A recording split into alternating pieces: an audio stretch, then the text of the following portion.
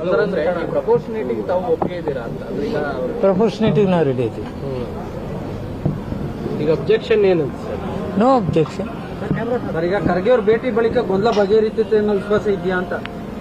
ನಮ್ಮ ನಾಯಕರಿಗೆ ನಾವು ವಿಷಯಗಳನ್ನ ತಿಳಿಸ್ಬೇಕಾದದ್ದು ನಮ್ಮ ಕರ್ತವ್ಯ. ನಾಯಕರಿಗೆ ತಿಳಿಸಿದ್ದೀವಿ, ನಾವು ಅದನ್ನೆಲ್ಲದನ್ನು ಮಾತನಾಡ್ತೀನಿ ಅಂತ ಹೇಳಿದ್ದಾರೆ, ತೊಂದರೆ ಇಲ್ಲ.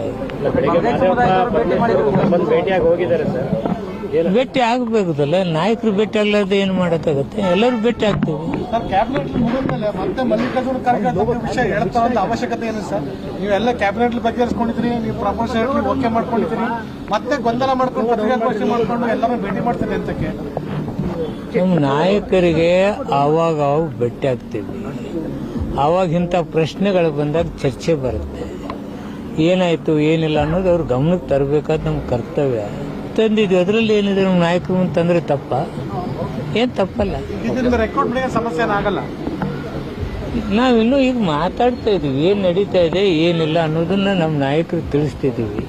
ಆನ್ ಕ್ಯಾಬಿನೆಟ್ದಾಗ ಏನಾಗ್ತೈತೆ ಅದು ಫೈನಲ್ ಅಲ್ಲ.